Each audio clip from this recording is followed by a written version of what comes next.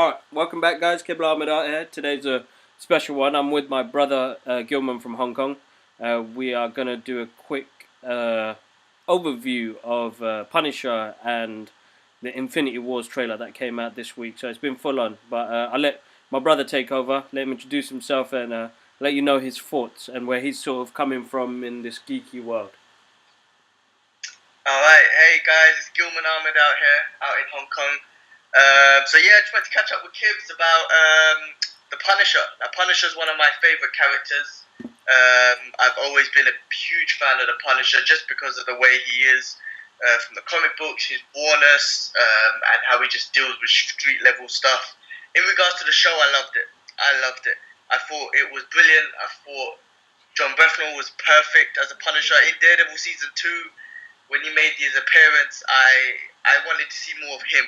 You know what I mean? And now a whole show full of him. I thought it was awesome.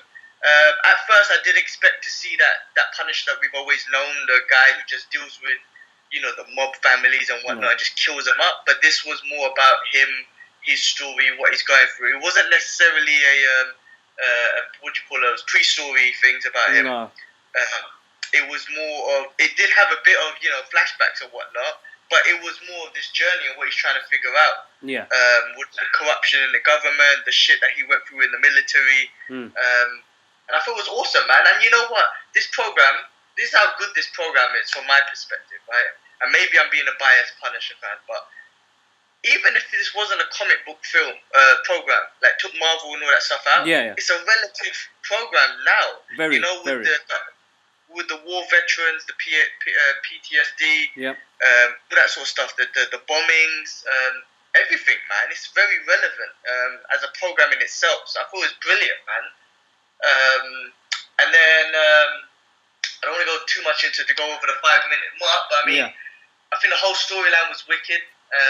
Punisher was raw in the freaking program. The way, spoiler alert, if you haven't seen it, then you need to lock off now and go watch it. But just some of the stuff you find out. Billy Russo, obviously, that's they've set that up to be Jigsaw. I know in the comics, he's always a pretty boy, which is cool. I know in the comics, Billy Russo was the mafia hitman. That's so right. It wasn't necessarily his boy, but they added that relationship in. You know what I mean? Because they were tight military buddies in this program. But it worked out, man. I mean, damn, man, we're going to see Jigsaw, and I think we're going to see a good version of Jigsaw in this. And I loved it, man. Like I said, I don't want to get too much into it and keep going, but I can literally geek out about the whole program. I thought everything was perfect about it, from my perspective. No. I don't know. What do you think, Gibbs? For me personally, as you said, like, take away Marvel Comics and it being a comic book, it was more of a program that was more related to the times we're living in right now. And that was quite good because it tells you about how corrupted our governments are, man. It's a whistleblower. It's blatant whistleblowing. Like, you got people that are in high powers doing things. They don't give a shit, basically. They're just doing what they want to do. And that one character... Sorry to cut you off. Like you said, they do what they want to do, but he also had that guy in charge, I forgot his name, the CIA guy. He also had that mentality that we always see is like, I'm doing this for the best of my country. So he actually is doing it for the best of his country, not knowing that he's fucking over loads of people. No, of course, but in the mix of all that story, relating back to Punisher and his storyline, again, it's what got his family killed and the justice system and all that shit, the government, the people he fought for, all that shit let him down. No, that's right. That's right. He does what he does. He does what he does. No. I like the way they've moved on from how it was in Daredevil season 2. I like the fact that they have changed the story massively. You got Billy Russo, who's his best boy now. I like the fact that it wasn't the mob that caused problems. They've taken that element out of the mob and gangsters running shit and putting it as governmental shit. Makes the story so much more hard hitting because these are the people we were meant to trust. These are the people that look after us. Yeah? And now Punisher's changed it round to say, like the people, you should be scared of the people because the people can get up to some madness. And that's the Punisher himself. Like, I think John Bernthal was perfect for the role. For me Yeah, personally, as a comic book artist, I love the fact that the way he looked like how there's an artist called John Romita Jr. He does the nose quite big and the shadow of yeah, his face. It looks like a skullster. You remember that scene? I think it was episode 10 or 11 when he starts putting the blackface on. yeah, But yeah, then yeah, you know yeah. after you look at it and it looks like the Punisher skull. It Sorry, looks sorry for wicked. that But reference to blackface. I like the way he looked because he wasn't like this hench superhero guy. He wasn't No. like he was a trained military guy. You know what I Yeah. mean? Like like I said, all the other comic book movies, you got ninjas, you got blind ninja, you got super. But this was actually almost realistic. Obviously, he went through a lot of shit, but he's a military dude, man. Yeah. He's got that. His superpower in a sense is he's got high tolerance to pain, That's right. and Yeah. he pushes himself to go through. Yeah. But yeah, I mean, he didn't have to look hench. He looked like No, normal guy. military He guy. didn't have to be a hench guy. It was perfect. He's gone through rigorous training and torture and the rest of it, and he's just gone past his pain threshold. That's all it was, man. Because there was that scene at the end, episode 11. Again, spoilers, guys. Like, if you ain't seen it, switch it off now, or you lose already because my brother's already spoiled it. You know where he's getting punched up. That CIA guy's punching him up, but he's using the thoughts of him and his wife being together, like, as a way of getting past that pain barrier. Hey, yeah. It was like at peace in a sense. Yeah, that's right. And that last bit, that actually really got me personally, Yeah, because me it too. was like, you know, when she was like, "Come home," yeah, and he could have went. I think that was their part of showing how death would be.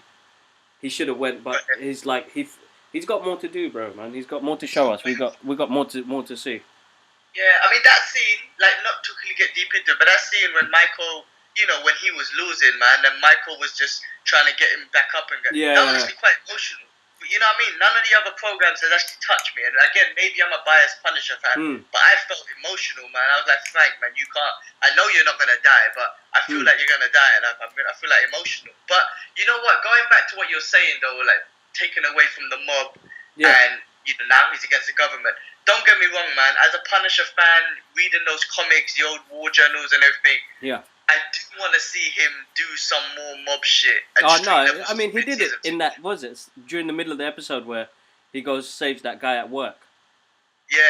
Oh, but that that was a little cameo, man. That was a part of the. So that family is the part of the family that killed in the comics killed his family. Oh right, okay. I don't know the name, but the mob family that he went and killed in the program was the mob family that killed his family in the comics. So that was a little Easter egg, yeah. So yeah, there's that lady. Shit, man, I can't remember the names, man. But one of the mob family, the females, it's her family. So that's like an introduction to that mob family, possibly. Oh, interesting. All right, that sounds really good. Should have wrote down the names. No, it's all right. All right, listen. Let's come off the subject. Something else happened this week as well. Marvel Studios Avengers Infinity War.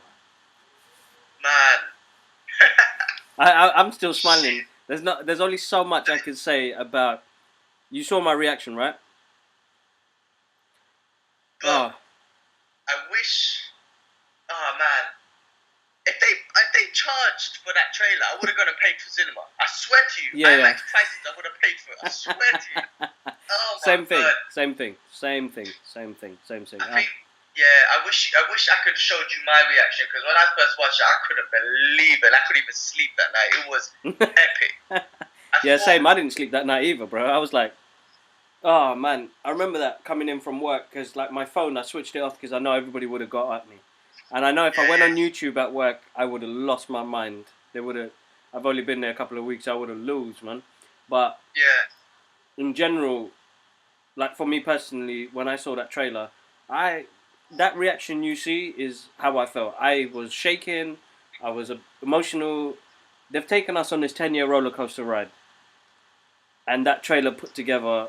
Oh my God, the moistness is out of this world. Like Thanos, finally, Finally.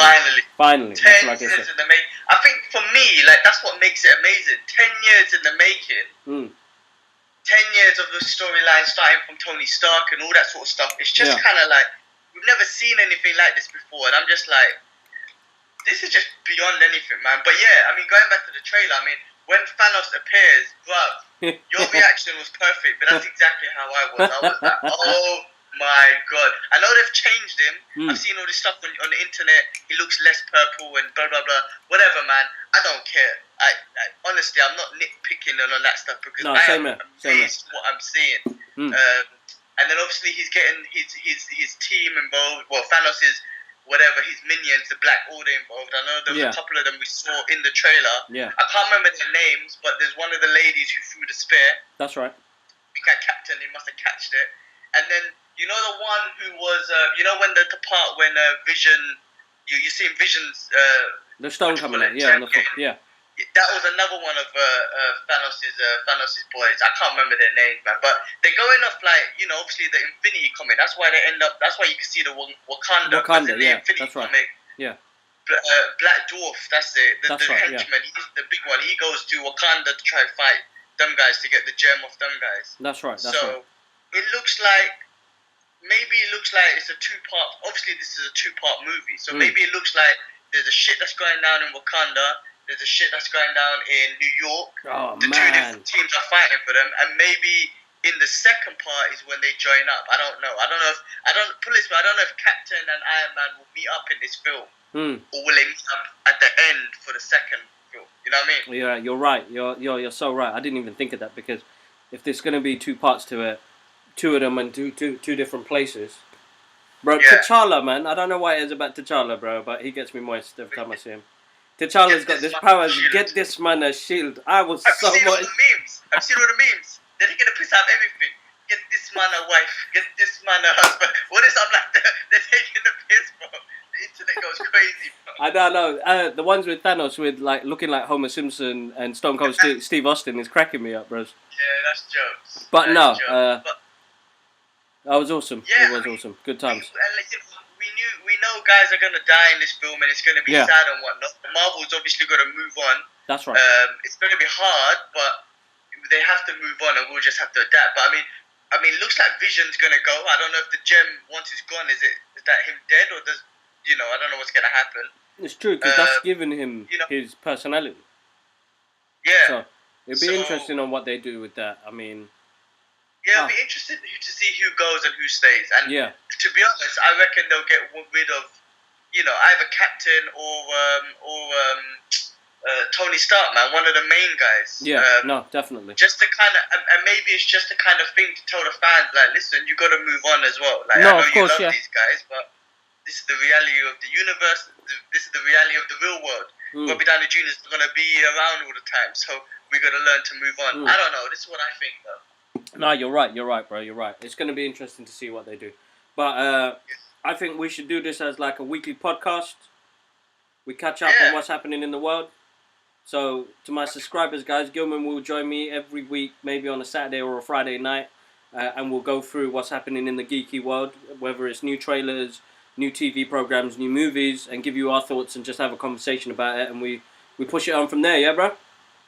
I'm on it, man. Awesome. Cool, man. It was awesome to do this, bro. Yeah, it was good to catch up. It's good to hear your reactions as well, man. So, but yeah.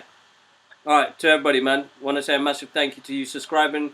I've got one thing I want to try and do, and I hope Gilman can help out with this as well. Guys, I need to reach to 1,000 subscribers. Once I start hitting 1,000 subscribers, I get to be able to do so much more on my YouTube channel. And I've lost my train of thought. I lose. All I know, subscribe. All I know is if you guys get people to subscribe, share the videos, get us known. 1,000, I will start doing giveaways, guys. I got loads of crazy, cool, geeky stuff. I've got sketch artwork to give away. So every time, let's grow bigger. I want to make this grow bigger. I want people to know that this geeky world we're in, it's much larger universe. Like we create our own universe around it. So I want to share that with you guys. But for now, G-Man. Thanks for joining us, man. And I'll catch you guys up soon. One love. Peace. Alright, one love, guys. Thank you. See you, man.